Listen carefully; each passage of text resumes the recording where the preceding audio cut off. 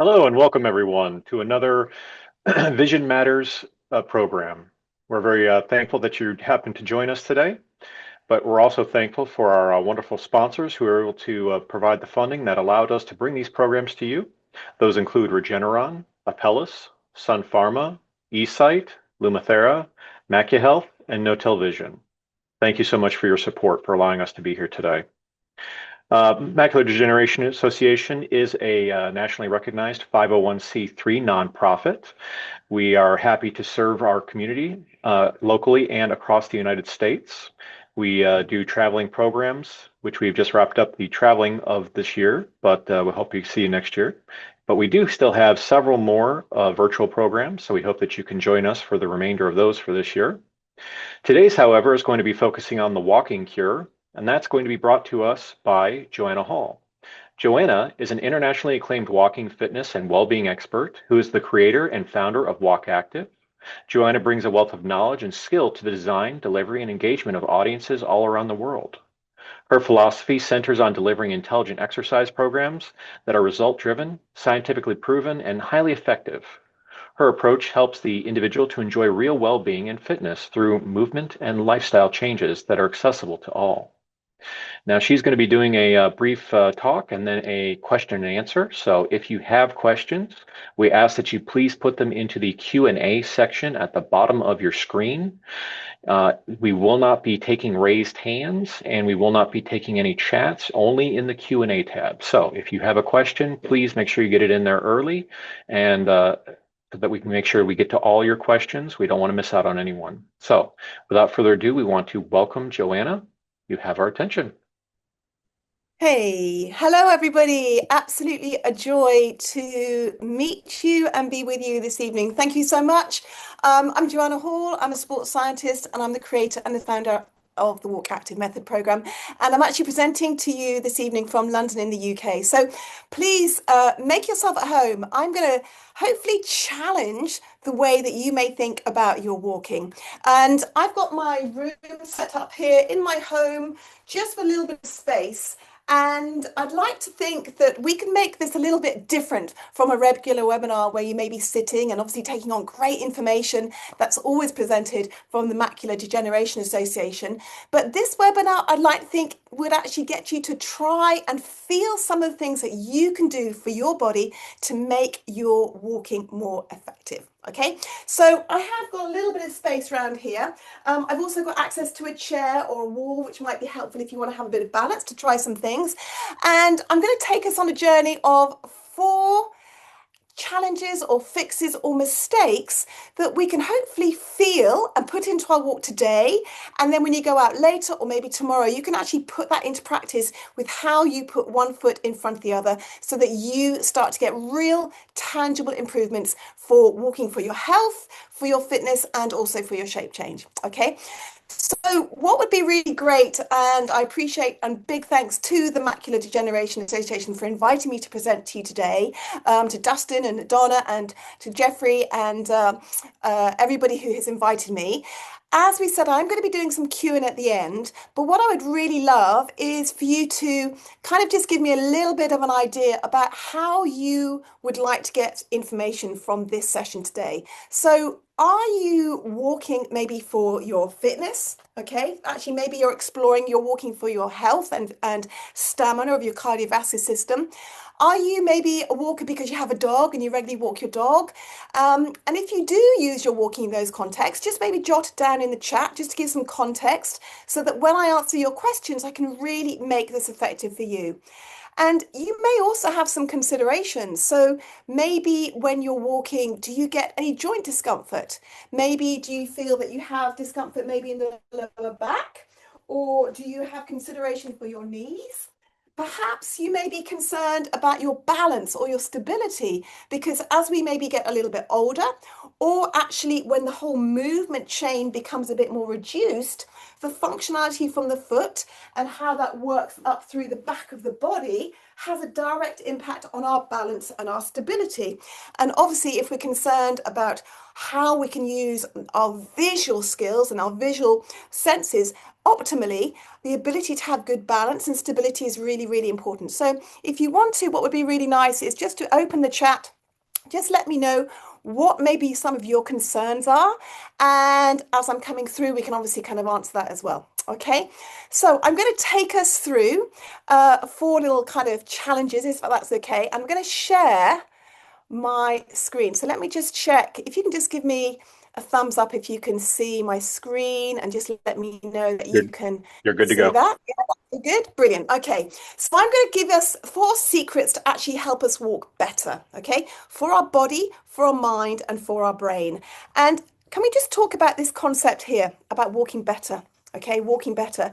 Because as a sports scientist and the creator and founder of the Walk Active method, what I'd like to say to you is I'm not actually going to tell you to walk more, which may sound a bit contentious, okay? But what I will do is we coach you to walk better, better for your posture, better for your actual pace, and better actually for your actual joint alignment from your knees and your hips all the way through the body. And the idea of actually helping us to walk better may sound slightly contentious. But if I was to say to you, okay, let's go out and play tennis weekend, or maybe we want to hit some balls on the golf drive, we can appreciate that those particular sporting activities have skills and drills and techniques that actually not only just help us get better at that particular activity in sport, but also importantly give us more joy.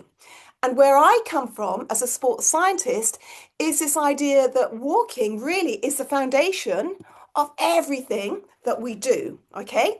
But we actually don't optimize how we put one foot in front of the other, okay? Now, that may sound a little bit contentious because most of us have been walking roughly from about 14 months of age.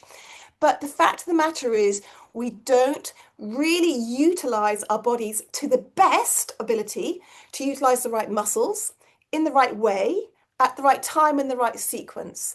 So, some of the challenges that you might get from your walking, i.e., you might be doing a certain number of steps every day, but you're not getting results maybe in your shape change. You may be doing a certain number of steps in your every day, but you're not having a change in your blood glucose levels.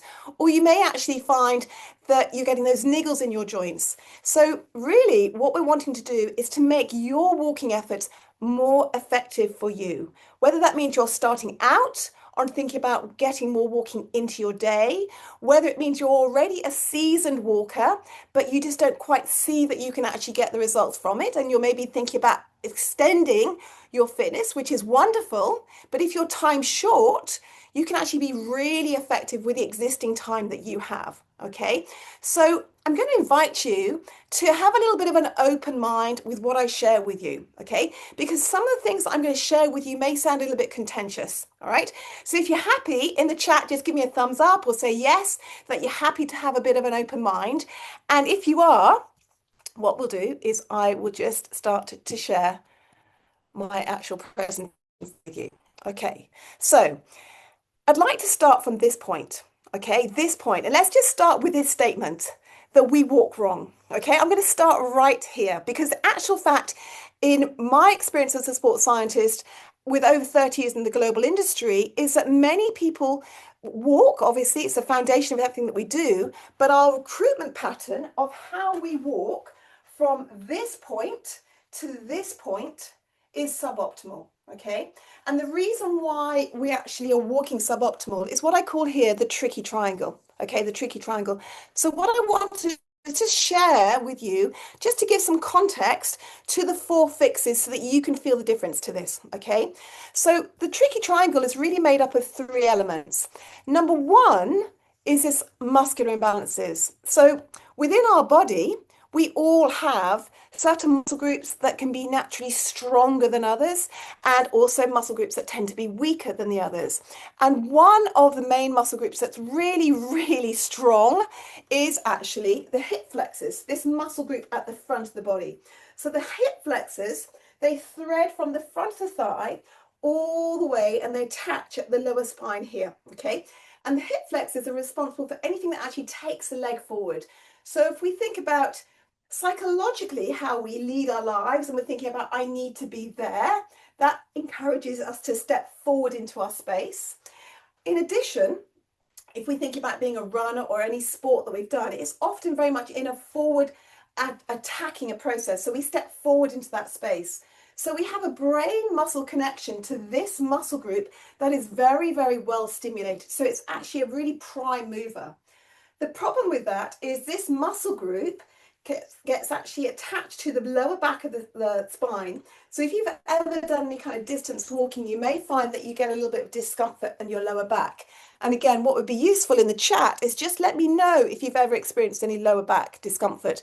And one of the main reasons why that will be is because of this idea of muscular imbalances, so that we're actually utilizing this strong, heavy hip flexor. But when that starts to dominate the movement pattern, it negates what we're doing at the back of the body. Okay.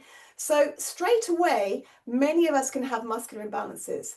Now, the muscular imbalances can happen in the leg, but they can also actually happen at the top of the shoulders. So there is a correlation. If we are tight in the shoulders, okay, and that draws the arm forward, that means the shoulder girdle has a limited range of motion. And there is a relationship between the range of motion that we have in the shoulders and the range of motion that we have in the pelvis with how we can actually open up the legs and improve our stride.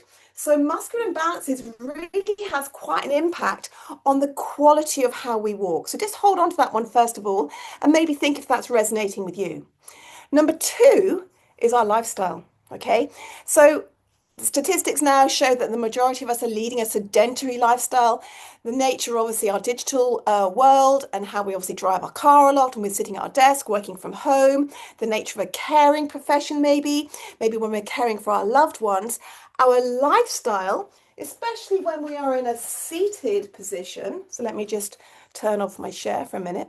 When we're in a seated position, okay, in this position here, this hip flexor, which is a strong dominant muscle group, easily the most prominent muscle group from the brain muscle pathway, also becomes short.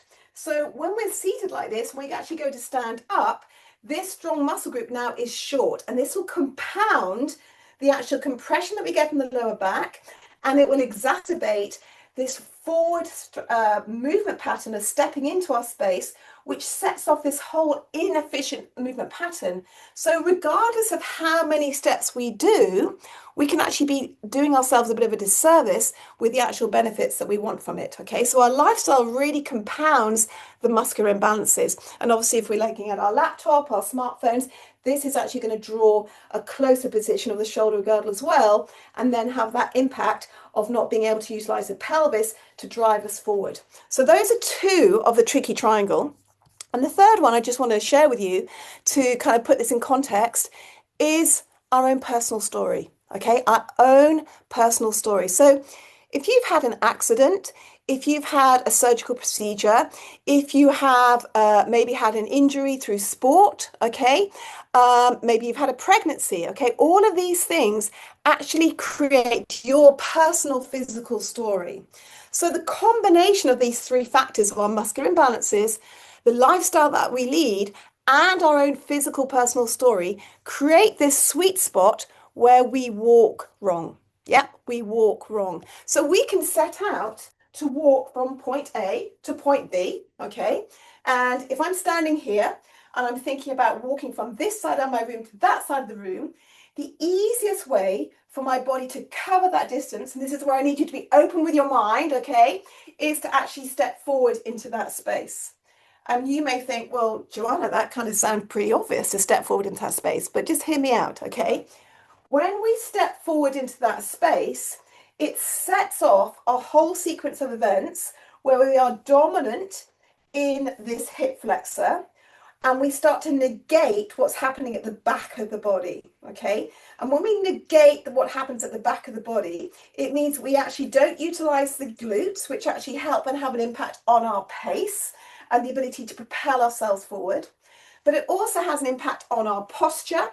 It has an impact on our functional alignment, and it also has an impact on our actual cosmetic appearance when we walk, okay? So when we step into our space, posturally, the body starts to become a little bit more forward like this. We also find functionally, if I expand on this, the foot comes down, but the alignment of the foot coming up into the knee and into the hip can often be waving a little bit. So you may find that you may be rolling in, you may be rolling out. And this over a period of time puts more pressure on the knees. And then it also closes off the upper body. So it encourages the shoulder to come forward, okay? So whilst we may walk from point A to point B, because of this tricky triangle, we are walking in a pattern that actually isn't serving us to the best of our ability, okay? So if that's kind of challenged you a little bit, what I'd love to do is first of all find out if that resonates with you. So just let me know in the chat. Yep, that resonates with me. I can feel like maybe I do have discomfort in my lower back. Maybe I do have those niggles and the pain. That's probably because of that tricky triangle. And what I'm going to share with you are 4 fixes that you can put into practice and hopefully feel tonight. Okay, so let's dive on in. And I'm going to share my screen with you again. So moving on from our tricky triangle, the first kind of secret or fix I'd like to share with you is to walk out of your space. Walk out of your space. And I would just encourage you to look at the slide that I've got here on my screen. So obviously I'm walking across. This is a little kind of area of old London, kind of quite Dickensian kind of area of East London. So it's kind of like a bit gritty and so forth. But what I wanted to convey was that I'm walking away and I wanted just to have a look specifically, okay, if I can move this, at what's happening here with my foot, okay, and what's also happening here at the hips, okay. So I am walking out of space, and specifically, you want to think about what's happening at the back of your body, okay, at the back of your body, rather than actually walking into your body, okay? So this is probably one of the fundamental concepts of the scientifically proven walk active method, which has been scientifically proven to improve your posture. It's been scientifically proven to actually reduce joint strain at the knees and the ankles, and it's been scientifically proven to help you walk up to 24% faster. And that has been shown to be really pivotal if you are actually thinking about having tangible physiological improvements in your fitness and your health, and obviously our blood glucose, which has a direct relationship with our macular degeneration. Okay, so if that's kind of sparked you up and you think, I'm not too sure whether I understand what that means, could I invite you to stand up in your home? All right, and I'm just going to invite you to just explore how you walk currently and to see if whether you are walking out of your space or whether you're walking into your space. Okay, so don't be shy. Stand up for me. And what I'd love you to do is take the palm of your hand. Okay, take the palm of your hand. And we're going to use the palm of the hand to start to give us some somatic feedback. And somatic feedback is what we can use to really give ourselves physical feedback, really, of how our body is positioned. So this can be really powerful. And this is something that you can maybe try tomorrow or today on your walks. Okay, so stand up. And what I'd like you to do is you take the palm of the hand and you're going to rest it on your hip bone. So your fingertips are pointing down towards the ground and they're a little bit on your thighs. Okay, so when you're in this position, what I would like you to do is just take a few steps around your room. Okay, just take a few steps around your room. And as you're taking a few steps around your room, I'd like to start to think about what's happening with the back leg, okay? Because when we walk, we need to be thinking about what's happening at the back of our body rather than thinking about what's happening at the front of our body. So just have a few kind of steps around your room and be aware that as that back leg comes off the ground, I'm going to ask you a question, okay? As that back foot comes off the ground, where are your fingertips pointing, okay? As that back foot comes off the ground, where are your fingertips pointing? Are they pointing down to the ground, or actually are they pointing more backwards, okay? So backwards would mean that actually the fingertips, as I peel that back foot off, my fingertips pointing more to behind me, or are your fingertips going down? Okay, so please, if you're happy, give me some comments in the chat about where your fingertips are pointing. So are they pointing down or actually are they pointing back? And as you start to do this, what this will do is starts to give you feedback. Okay, so if your fingertips with the back of your hand, your fingertips being on your thighs, if your fingertips are still pointing down when this back leg comes off the ground, that is telling you that your hip flexors are still doing all the work and nothing at the back of the body is working. Okay, nothing at the back of the body is working. So that means your glutes aren't working. That means your hamstrings are just shortening, and that's going to put more pressure on your knees. So if you are concerned about walking for your fitness, if you are concerned about actually optimizing your joint care, and you are actually concerned about actually getting into that sort of bipedal movement, which has these brilliant effects on improving our cognitive health as well as our physiological health, the ability to switch these muscles off, the hip flexors, and to actually start to utilize the back chain of the body, the posterior chain, the glutes, the hamstrings of the lengthening position, that's going to really have a huge impact on our posture. It's going to have a huge impact on our joint alignment because the foot is actually going to be able to spread and we're going to be able to get more movement from the ankle. That's going to then take the pressure off the knee and open up the hip. And that in turn is actually then going to start to help our actual pace to propel us forward. So this concept, okay, this really fundamental concept, which may sound a little bit obtuse, going back to my slide about walking out of our space, is one of the fundamental mistakes that most people make. They walk into their space as opposed to walking out of the space. So if I show this picture again, you can see there's more movement here at my ankle and the leg is longer, okay? So we are propelling ourselves forward rather than pulling ourselves forward. When we start to pull ourselves forward, which is when obviously those hip flexors are doing all the work, that puts the pressure on the lower back, puts more degenerative power into the knees, and it will also shorten the stride, and it negates the ability of the big toe, which is really powerful, to stimulate into the glutes to help propel us forward. Okay, so first thing that we can actually do to correct this is to try a really little simple visualization. And within the Walk Active method, we have a whole series of Walk Active apps and programs to help you really move your body effectively. So what I'm going to share with you now is just a really simple visual skill. Okay, so what I'd like you to do to help you think about walking out of your space is I'd like you to imagine you've got a post-it note. Okay, you have a post-it note.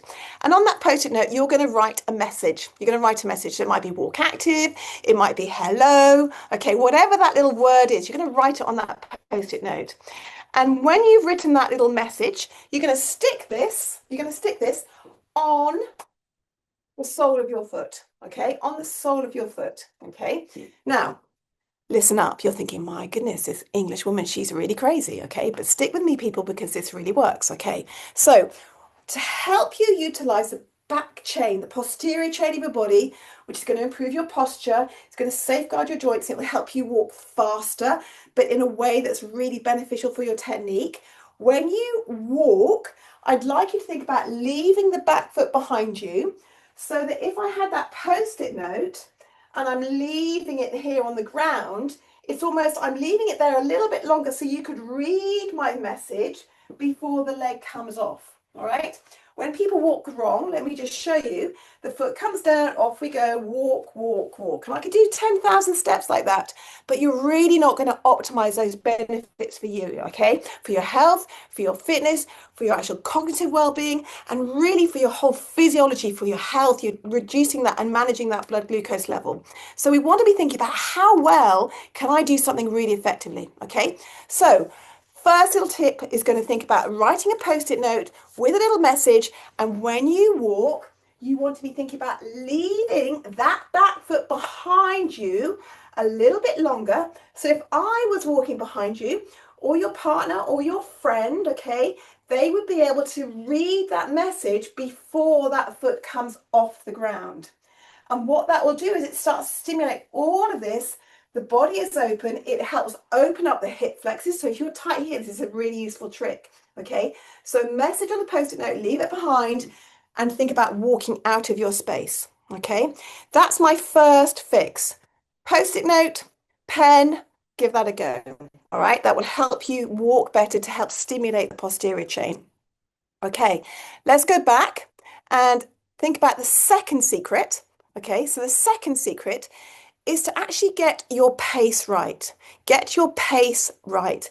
Now, a lot is written about the power of walking, get out and walk more, walk at a brisk walking pace.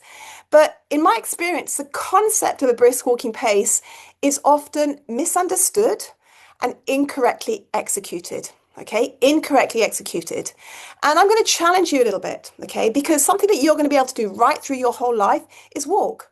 Okay, walking is something that actually connects the joys in your life. Walking is something that you'll be able to do at any age, any stage, and any phase. And we really want to actually maintain our physical independence. And one of the best ways to do that is to invest in your walking technique.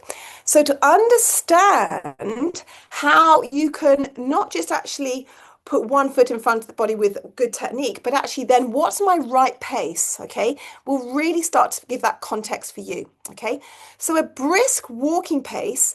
Many people make this error, okay, to actually find the brisk walking pace. Many people think to get faster, I just need to be think about moving my legs. Go faster, faster, faster with my legs. Faster, faster, faster with my legs. Okay, this is called cadence.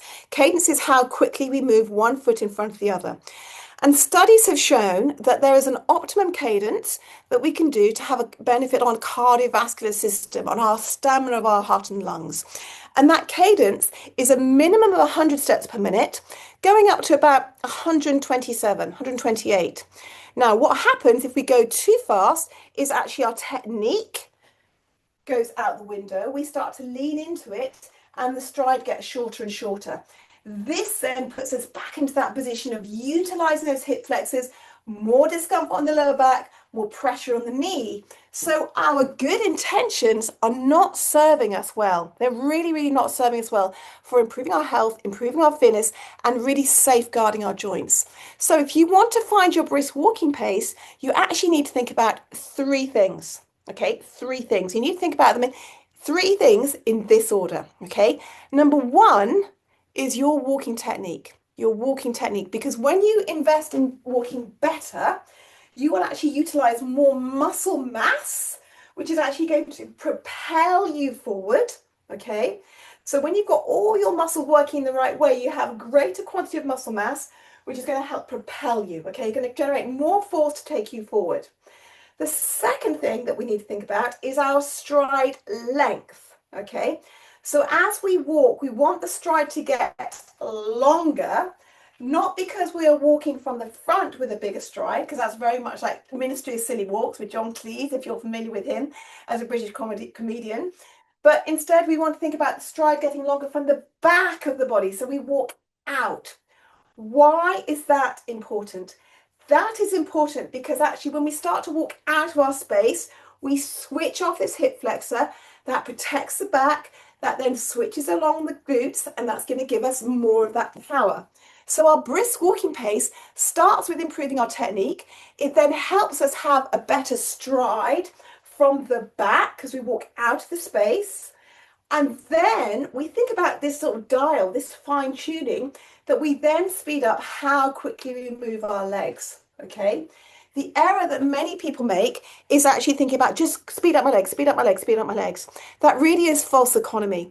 That is going to create three problems for you. Okay. Number one is going to compromise your posture because as soon as we start to speed up our legs, the upper body tends to lean up forward a bit. And that then has an impact on the diaphragm, which can't have its normal, lovely 10 centimeter range. Air comes in, and then the air can get around the body, and we can achieve that improvement in our cardiovascular stamina. If we're walking like this, okay, the diaphragm can only move about 3 to 4 centimeters. So it's going to feel harder, but also we're actually reducing the physiological benefit we can give to the body. Number two is a functional problem because the faster we move the legs, okay, the more direct body weight we have directly over the knees, and that puts more pressure on the knees and will exacerbate degeneration of the connective tissue around the knee and really creates more problems in how our joints feel and our long-term joint care. And number three, okay, we actually will reduce our walking speed. We will reduce our walking speed. Now, you may think that sounds a bit odd, but we will reduce our walking speed because when we shorten the stride and we're just going quickly with our legs, the foot becomes lazy. and the foot starts to become as one unit. And when it becomes one unit, we reduce the ability of the big toe to work. And the big toe has been shown to have a direct relationship with that whole posture chain and utilizing our glutes to propel ourselves forward. Okay. So finding a pace that's comfortable for you is not about going as quickly with your legs. It's about three things: your technique, your stride length from the back, and then think about fine tuning your legs. Okay, that way you'll find a pace that's comfortable for you. You will actually cover the ground more effectively, and you'll have a greater significant improvement on your cardiovascular stamina. And this isn't me just sharing this with you. This is actually research from our independent study, which was conducted on the walk active method, that showed that we scientifically verified the walk active method actually helps you walk up to 24% faster, but in a way that actually makes you feel efficient and physically confident. Okay, so number two is actually think about finding that pace formula and find the right pace for you, not just speed up your legs. Okay, so hopefully leave any comments you want, any questions. As Dustin says, that would be really great. And I'd love to share the third little secret with you. Okay. Now, secret number three, or this fix that you can do for yourselves, number three, is about finding tautness in your body, not tension. Okay, tautness, not tension. Um, Before I turn this slide off and expand on this, I want you to just have a look at what I've got here on the slide. The slide is a picture of a rope, okay, with a knot in it. Now, the reason why I've got a rope there is because I want to convey that someone could be pulling at one end and another person could be pulling at the other end. And there's a lot of strength in that rope, okay? There's strength in that rope. Imagine a boat is tied to a mooring, okay? There's a lot of strength there, but there's also a lot of movement. It allows some movement, okay? If we actually had a steel rod, okay, a solid steel rod, that steel rod may still represent strength, but it's completely rigid. There's no movement. It doesn't allow for movement. And one of the problems, if I now take my screen off, because what we want to achieve is tautness in the body, not tension. One of the problems we have when we walk is that we may go out with really good intentions, okay? Maybe you're thinking, I've been told if I pull my tummy muscles in, that's going to protect my back. If I actually walk as fast as I can, I'm going to get more benefits. And on top of that, we've obviously got our lifestyle where we may be sitting down at our desk and we've got tension in our shoulders. And we've also talked about having these tight hip flexors. So what happens is that we walk from point A to point B, but we're actually walking with a lot of tension in the body. Okay, a lot of tension in the body. And that tension exacerbates utilizing our body in the wrong way. It helps us walk wrong, which is what we don't want to do. So what I'd love us to do is I'd like you to be standing up, if I can invite you to do that again, and challenge the way that you think about that. I'm going to get us to do a few things. Okay, so if you'd like to do this, please do. Don't be shy. Okay, you can keep your videos off. Have a chair if you want, because it's going to give you a little bit of balance. But I'd like you to feel this in your body. I'd like you to feel the difference. Because when we walk, essentially, we're actually trying to create one balanced position to another, okay? But if we create tension, there's the problem. So let's just have a little explore and see what this feels like for you. I'm going to show you what feels wrong, and then I'm going to show you how you can fix it, okay? So come with me. And what I'm going to ask you to do, and I've just got a chair here just to balance so you can see what I'm doing. I'd like you to be standing with good kind of posture, feet possibly about a hip distance apart, and just be relaxed. Be completely and utterly relaxed in the body.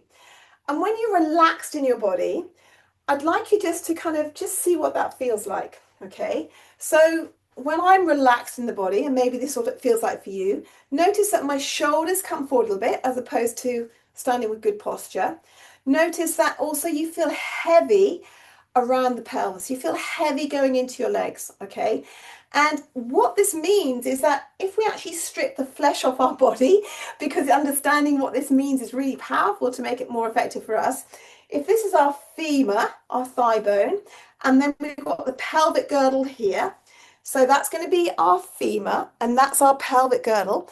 When we're kind of slumped and we're feeling heavy, this femur and that pelvic girdle is really kind of pushing down on it like that, okay? And this has an impact on how the legs and how the muscle recruitment pattern works. So this is what happens. Do this with me, okay? Don't be shy. So you're holding onto a chair and I want you just to be completely relaxed, okay? We've got this slump position, femur, pelvis, and I'm going to ask you to bring your weight onto one leg and the non-weight bearing leg, okay? You've got to play the game, you've got to be slumped, okay? Find out what this feels like for you. So you're slumped and I'm going to ask you to swing this leg, swing the outside leg when you're all slumped and feeling lazy. So I'll show you from the side. Just going to ask you to swing the non-weight bearing leg, okay? Feel what this is like for yourself. Now, when you're in this position, okay, you are slumped. I'm going to ask you 3 questions, okay, as you're swinging the non-weight bearing leg. And if you're trying this at home, fantastic. If you're just watching me, answer these questions. So my first question is it easier for the leg to come forward? Is it a bigger forward swing or is it a bigger back swing? Okay, what's bigger? Is it bigger at the front or bigger at the back? Okay, that's my first question. Is it bigger at the front or bigger at the back? And hopefully you can see that actually it's easier to bring the leg forward than it is to bring the leg back. Okay, second question is it a big swing or is it a small swing? Okay, and probably it's quite a small swing because this represents what your stride's going to be, okay? And there is a relationship between stride length and cognitive degeneration. So we want to keep that stride long. So it's generally is quite small. And my third question is when the leg is coming back, is the leg straight or is it bending at the knee? Okay, and hopefully what you can see is my knee is bending at the knee. And if you're doing this at home, which hopefully I'm hoping that you are, you can feel this for yourself because what the Walk Active method does, what we create within our online programs and our app, as well as our in-person events, is to help you walk better so you really get those tangible benefits. So when we are slumped, we can see it creates an incorrect movement pattern. It's easier for the leg to come forward because that's hip flexor saying, hi, I'm here, I'm really good at this, I'm going to take the leg forward. You can see that the stride is going to be shorter, so there's going to be more pressure on your knees.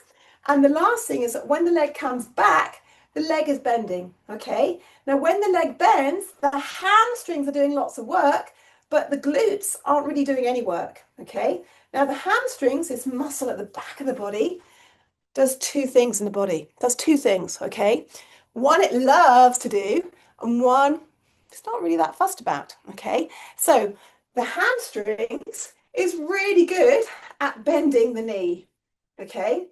Hamstrings is also responsible with the glutes to take the leg back, okay, at the hip. So we have what's called hip extension. However, of these 2 movements, knee bending and leg back, it loves to do this. So if we are walking from point A to point B, regardless of the number of steps we're doing, when we walk wrong, hip flexors kick in, knee bends. Hip flexors kick in, knee bends. So that is actually meaning that we're not going to be optimizing our postural benefit, our functional benefit, and our pace, okay?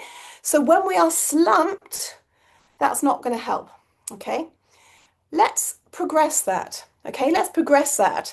Let's actually take the assumption that we're thinking, okay, I'm going to pull my tummy muscles in really tight because that's, I have heard, A, it's going to protect my back, and B, it's going to strengthen my core, okay? So let's just try that, okay? So come back to your chair. So with my chair, here we go. Do this with me, don't be shy. So standing with good posture, and I'm going to ask you now to pull your tummy muscles in really tight, okay? Really tight.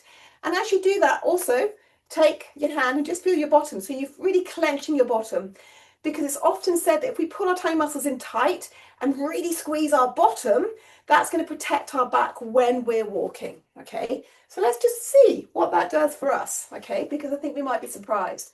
Pull your tummy muscles in tight, okay? We've still got our chair and we're going to do exactly the same thing. Tummy muscles in tight, bum is clenched, okay? Bring your weight into one leg and then try to swing this leg again. Keeping everything really tight. This is a tension, okay? This is a tension. Now, have a little look. Is the leg about the same swing? Is it a big swing or is it still small? It's still small, okay? Is it easier for the leg to come forward? Yep, still the hip flexors directly coming in. And my third question is, what's happening to your leg when you're pulling in your tummy really tight and you're clenching your bum? Is the leg straight or is it bending at the knee? And probably what you'll find is it's still bending at the knee. So I share this with you because so often one of the biggest mistakes people make with all good intentions, they go out for a walk, they pull their thigh muscles in, clench their bottom because they've been told that's going to protect my back. Do not do that. Do not do that because that's really going to put pressure on your knee. It will actually put more pressure on your lower back.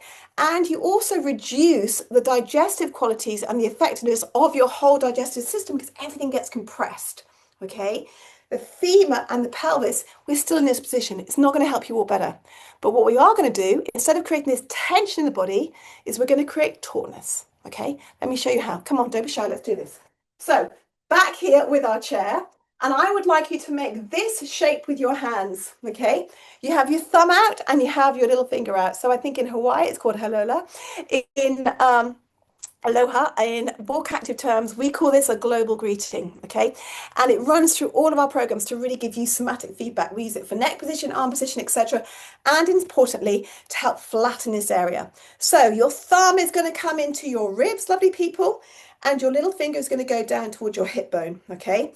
So what we want to do, if we were slumped, okay, if we're slumped, so come back, give yourself this feedback, because you'll be able to try this tomorrow with your walk. If we are slumped, we'd probably feel that we're heavy and these 2 points are closer together. We don't want that, okay? If now I ask you to do a back bend, okay, if you did a back bend, you may well notice that these 2 points get further away, if that makes sense, okay? The thumb in the ribs and little finger in the hip bone, this is giving you feedback. So we don't want to obviously walk like this, but what we do want to do is actually get distance between the thumb and little finger, not because we go back, but because we go up. We go up. And what I'm going to ask you to do now is we're going to do the same leg swing. So thumb in the ribs, little finger on the hip bone, lift up, press your feet into the ground. Feel how you're almost like putting on a pair of tights or you're lifting everything up. Okay, lift up, lift up, lift up, lift up. What's happening is that we're creating space between the femur and the pelvis. And keep that feeling of lift. Check that you're not holding your breath and the ribs are still down, but keep that feeling of lift. Hold on to that chair. Bring the weight onto one leg, and let's do this one last time. Swing the outside leg. Okay, whoops, there we go. That probably answers the question because you hear I just hit my radiator. So my question is, with the hip lift, is the leg swing now bigger or is it still smaller? Okay, hopefully you can see for me, and I'm hoping that you can experience it yourself with a hip lift, the leg swing is bigger, okay? Number 2, is it easier now for the leg to go further back? Okay, here, all right, as well as forward, and hopefully you see on me, and hopefully you're experiencing yourself that it's bigger at the back. This means the glutes are going to work now, and it means the hip flexors are switched off. That's a big win for your knees, that's a big win for your pace, okay? And then the last comment was actually as the leg goes back, is the leg straighter compared to it was when we're slumped, it's bending at the knee. You can see it's straighter. Hopefully you're feeling that yourself as well. So when we walk, we don't want to have tension and we don't want to have a slump. We want to create tautness. And the tautness really helps the movement of the femur going into the pelvis so that we can walk out of our space and switch off the hip flexors, propel ourselves forward and to utilize the glutes, and the stride will then get better, okay? So that's going to directly improve the functionality of your joints. It's directly going to help you walk at a better pace, but will also help you walk at a better pace because we are pre-stretching with stimulating the elastic qualities of the muscle. So when the muscle actually expands and stretches, that requires active energy bonds across those muscle fibers, creates more cardiovascular stimulus for our heart and lungs. So we get a meaningful improvement in our cardiovascular fitness, which is actually what's borne out by a recent study that we did with a cardiology unit in the UK, in New York, which showed that we significantly improve your cardiovascular fitness over 6 weeks. Okay, so it really is very powerful to create the tautness in the body. Plus, it has a huge impact on this, on our torso, so that we're not creating tension in the body. We're actually stimulating the core to become flatter and stronger, but at the same time, create the safeness and the space in the lower back. So that is our third fix. Okay, the third fix I'm going to ask you to do when you go out tomorrow, think about your global greeting. Thumb, finger, lift up and see if that makes a difference to how you feel. So you create tautness in your body, not tension. Okay. So lovely people, going to take us now to the last element. Okay. The last element. And the last kind of fix is really, I'm going to challenge you. I'd like you to think about focusing on the quality of what you do and not the quantity. Okay. So if we think about walking, it is the foundation of everything that we do. And if we want to be better at something, if we want to get better at a particular skill, we know that there's skills and drills and techniques that we can apply and learn and practice to get better at it. So the concept of just doing more doesn't necessarily mean that we do it better. And I think this really, really does resonate very strongly with walking because of that tricky triangle, which is how we started off my talk with you this evening about really helping us walk better with 4 simple fixes. So when we actually go out, and I'd encourage you to maybe think about going out later today or maybe tomorrow. Don't think about, I've got to walk for 20 minutes. Don't necessarily think I've got to walk for X number of thousands of steps. What I'd really like you to do is maybe find a 5 minute out back from your front door, maybe a 10 minute out back from your desk, or maybe where you go and pick up the kids, or you park the car, or maybe from your clinic, okay, wherever it is, and actually think, how well can I walk? Okay, how well can I walk? So that you really feel that maybe there's something that's resonated with you in the time that we've had today to help you walk better. So don't chase the quantity, and it may sound contentious, but as soon as you start to invest in the quality of how well you walk, it's how you walk, that is when it really, really becomes deeply powerful for you. Okay, deeply, deeply powerful for you. So whether you're wanting to improve your cognitive well-being, your mental well-being, your actual physiological well-being, how you walk is where we really need to challenge ourselves. So I've shared with you 4 fixes, 4 fixes, okay? The first one was about the post-it note to walk out of our space. So I'll just kind of recap what we did, okay? So we talked about, let's just go back. So the first fix was your post-it note, walking out of your space. So writing a message and leaving that back foot behind you so that we actually get that feeling of starting to utilize the posterior chain. So maybe that resonated with you, the post-it note. The second one was actually to think about not speeding up your legs to find the right pace for you, but thinking about your technique, your stride getting longer at the back, and then thinking about how quickly you move your legs. Think of that almost like a little dial, like a little kind of fine tuning, and that's going to safeguard your joints. Okay. The third fix was to explore and appreciate tautness in the body, not tension. And the tautness was with the global greeting, a little global greeting sign, okay, which we call the hip lift. That sign, that was number 3. And then the last one is to stop chasing quantity. Don't beat yourself up if you haven't done X thousand steps, but I would like you to be challenging yourself about the quality of what you do. So when you walk, you think, how well can I walk today? And I think there is a very, very strong relationship about how we frame our body, how we walk through life. And I really believe very strongly that when we walk better, we turn up better for ourselves. We turn up better for our colleagues. We turn up better for our partners. We turn up better for our mental well-being and our cognitive well-being and our overall physiological well-being. And you will start getting significant benefits from your actual walking efforts. So my question to you is, which one are you going to implement? Which one? Is it going to be that post-it note? Is it going to be your actual thinking about your pace and your cadence? Is it actually going to be about your global greetings? Or is it actually just to stimulate your thought when you go out and you walk? And when you do that, my question to you would be, are you ready to jump in? And if you're ready to jump in and put this into practice, I would suggest you go and do it tomorrow. And go and do it tomorrow.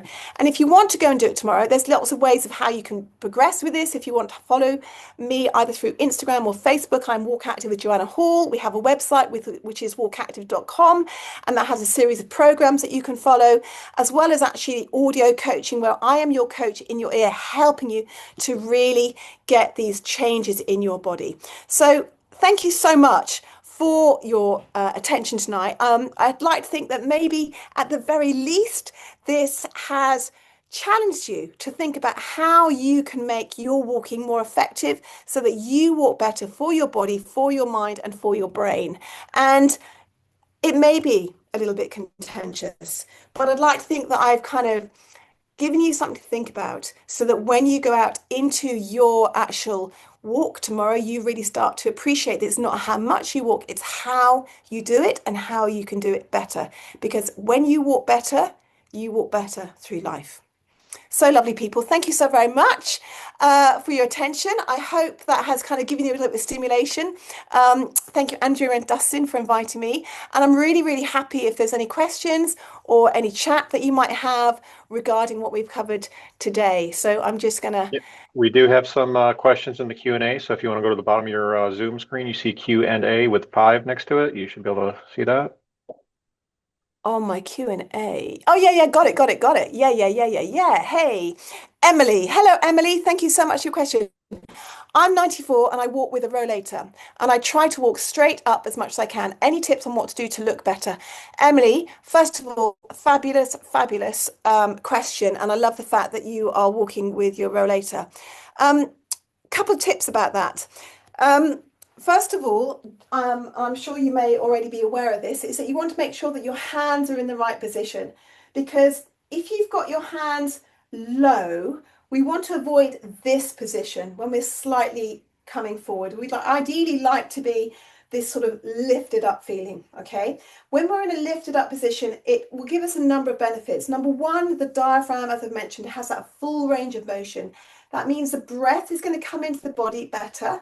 That means it's going to get around your body, across the lung interface, down into the capillaries and into the muscles to extract the oxygen to improve our cardiovascular fitness. So being more upright is going to be very beneficial.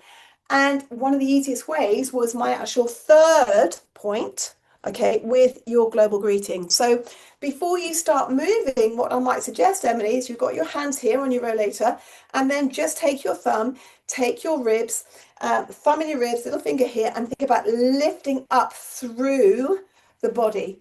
And just see if you can actually stand a bit taller, okay? Stand a bit taller. And one of the ways that's quite useful to do this, either if you're sitting at your computer or you're actually looking, if you're slumped, your eye line is kind of going to be down here. But when you get that lift up and you press your feet into the ground, you should feel that your eye line has changed slightly. That's directly going to take the pressure off your back and it's going to help open up the alignment of your hip and it will improve your posture. So try that, okay?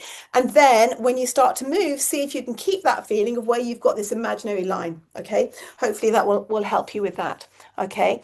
But that's a great question. Keep going. We've worked with many people in that context and it's really helped improve their balance and their stability as well. Anonymous attendee. Hello, anonymous attendee. Do you have a program for those that may not be able to walk and are stuck in bed or chair? Yes, we do. We have a program which is called Walk Better, Live Better. And this is a series of at home posture enhancing and mobility sessions that you can do in a chair, okay, that you can do in a bed to actually help your body utilize the different parts of your body effectively, okay?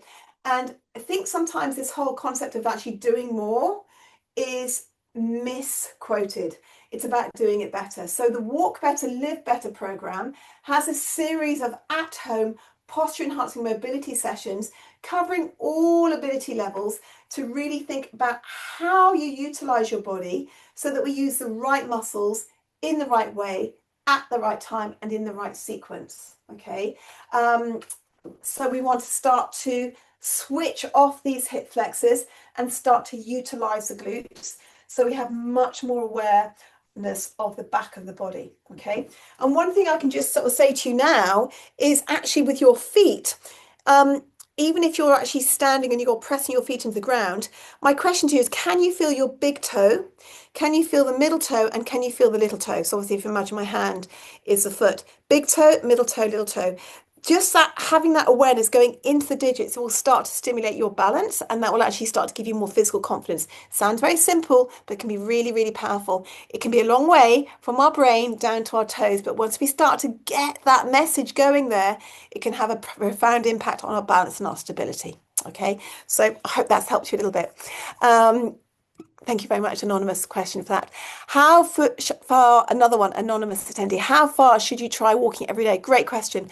So on our Walk Active method, We have a general starting prescription where I would encourage people to be thinking about walking actually 3 times a day and actually in bouts of 10 minutes. Okay.